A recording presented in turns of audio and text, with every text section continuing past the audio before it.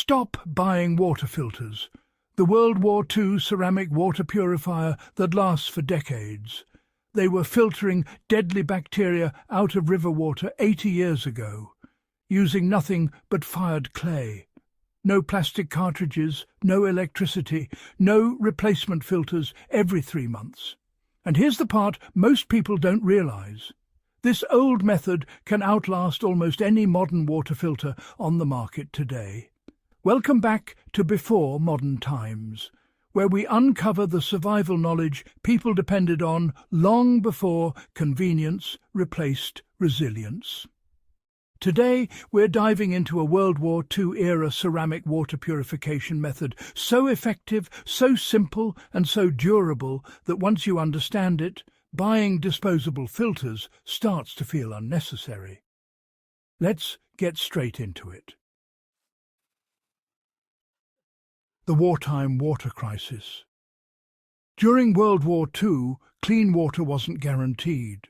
Troops moved across continents.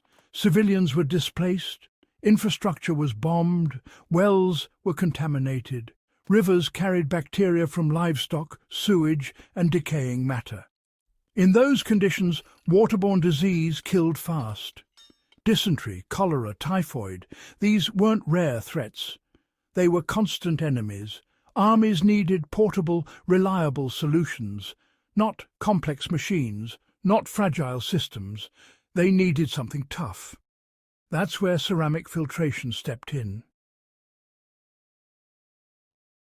The science hidden inside clay.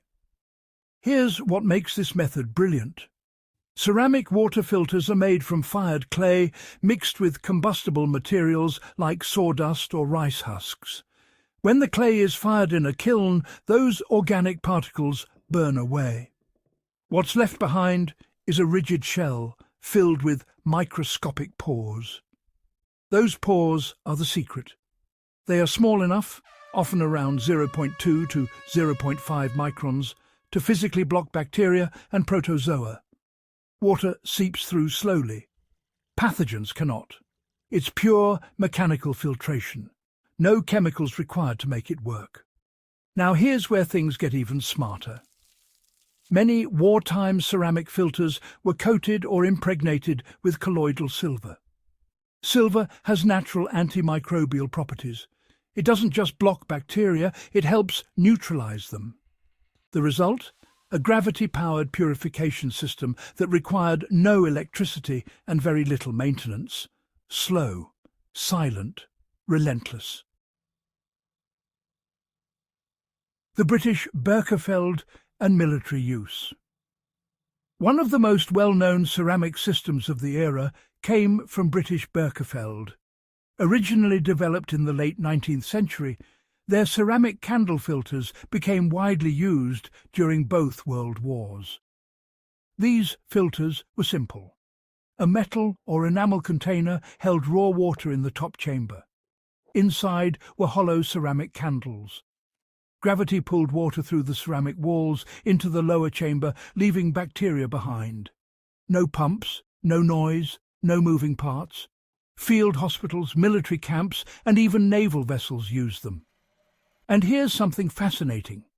Some of those same ceramic elements, when cleaned properly, can still function decades later. Try saying that about a plastic cartridge filter. Why do ceramic filters last so long? Well, you see, modern filters often rely on layered materials, things like activated carbon, membranes, or synthetic fibers. They work quite well, sure. But here's the thing. They clog up permanently and, unfortunately, must be replaced. Ceramic is different. When the outer surface becomes dirty, you don't just throw it away. Instead, you scrub it. That's really the key. Because filtration happens through the entire thickness of the ceramic wall, not just a thin surface layer. You can gently sand or brush away any build-up. Underneath, the pores remain intact. It's almost like renewing the filter instead of replacing it. As long as the ceramic structure isn't cracked, it keeps working. This is why, with proper care, ceramic filters can last for years, sometimes even decades. So, what does a ceramic filter actually remove?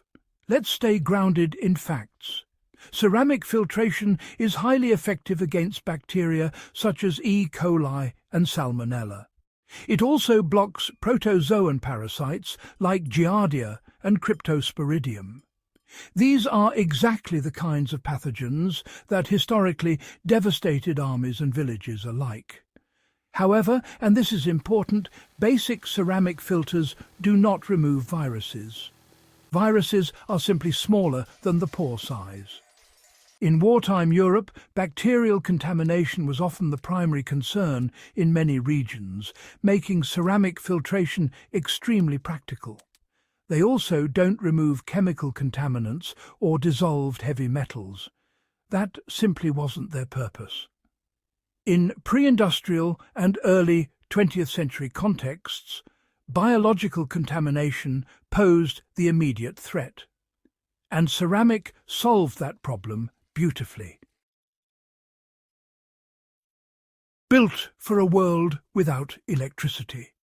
Here's what makes this method perfect for, well, a before modern times mindset. It runs entirely on gravity. You pour water in, you wait. Clean water collects below. In an era where electricity grids failed under bombing campaigns, where fuel was rationed, where supply chains collapsed, this really mattered. There's a quiet elegance to it. It doesn't depend on a factory continuing to produce replacement parts. It doesn't care about shipping delays. It's clay, fire, silver, gravity. That's it. How civilians used it at home. Ceramic filters weren't only for soldiers. Many households across Europe had gravity-fed ceramic filtration units long before the war. Urban water supplies were not always reliable. In rural areas, wells could be shallow and, vulnerable to contamination. A countertop ceramic system offered reassurance. Fill it in the evening. By morning, clean drinking water waited below. Simple habits, powerful results. In fact, long before modern plastic filtration brands dominated store shelves, ceramic was the standard in many parts of the world. The forgotten resilience factor. Now, here's the interesting part. When you rely on disposable filters, you depend on supply chains. When you rely on ceramic, you depend on maintenance. That's a massive philosophical shift. During wartime scarcity, people repaired instead of replaced. They cleaned instead of discarded. Ceramic filtration fits perfectly into that mindset. It rewards care. Drop it and crack it.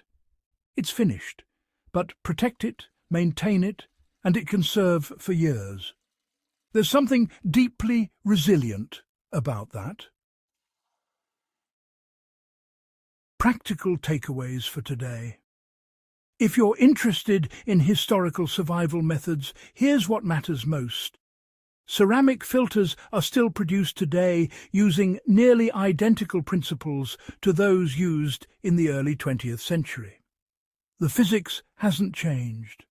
Look for gravity-fed systems with replaceable ceramic candles. Ensure pore size ratings are around 0.2 to 0.5 microns for bacterial protection. If silver treatment is included, that adds antimicrobial benefit. And always remember limitations. In environments where viral contamination or chemical pollution is likely, additional purification steps are required. Boiling, for example, was still common practice in wartime conditions. But for biological contamination in untreated freshwater sources, ceramic filtration remains one of the most durable low-tech solutions ever devised. It's not flashy, it's not fast, but it's proven. Why this knowledge still matters. The 20th century proved something important. Technology fails, infrastructure collapses, supply chains break. But simple physics doesn't. The same fired clay that filtered water for soldiers in the 1940s can filter water today. No app required, no subscription needed, just patience. And that's the heartbeat of before modern times. Forgotten systems that worked because they had to. Final thoughts. There's a certain confidence in using tools that were tested under the harshest conditions imaginable. When armies and civilians depended on ceramic filtration during World War II, it wasn't a lifestyle choice. It was survival. And sometimes survival solutions are the ones that endure the longest. If you enjoyed uncovering this piece of wartime ingenuity, make sure you subscribe to Before Modern Times. Like the video so more people can rediscover these lost skills. Share it with someone who values self-reliance. Because the past still has lessons, and we're just getting started.